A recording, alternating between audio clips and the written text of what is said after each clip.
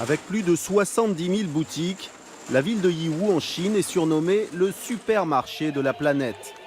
Ici, 95% des produits sont destinés à l'exportation.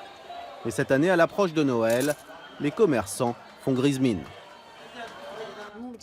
Jusqu'à présent, on a constaté une baisse d'au moins un tiers de nos ventes vers les États-Unis. On sait que c'est juste le début, on ne sait pas comment ça va se passer. Les Américains, ils achètent beaucoup moins qu'avant. Mais surtout, ils négocient de plus en plus pour faire baisser les prix. Depuis que le président américain Donald Trump a déclaré la guerre commerciale à Pékin, la moitié environ des exportations à destination des États-Unis est soumise à des sanctions. Et cette hausse des droits de douane pourrait bientôt frapper la totalité des produits chinois. Alors plutôt que de voir mourir ces petits commerçants, le président chinois Xi Jinping appelle à l'ouverture. Il cherche de nouveaux clients pour l'usine du monde. Il est important que tous les pays ouvrent un espace plus large pour une coopération mutuellement bénéfique. L'ouverture favorise le progrès. Le monde est en train de changer et le président Xi Jinping a été clair.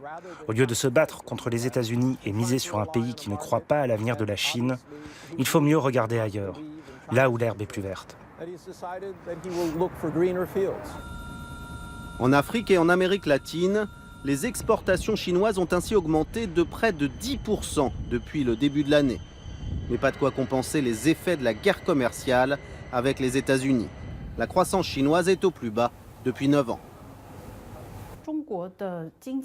On sait bien que l'économie chinoise est trop dépendante des exportations et que cela ne pouvait pas continuer comme ça éternellement.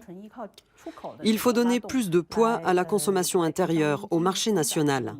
C'est ce que veut faire le gouvernement. Mais à Yiwu, la plupart des acheteurs sont étrangers. Ces jouets, ces sapins et ces trottinettes électriques seront livrés dans quelques semaines, juste à temps pour Noël. Dernière grosse cargaison avant une année 2019 qui s'annonce difficile pour le Made in China.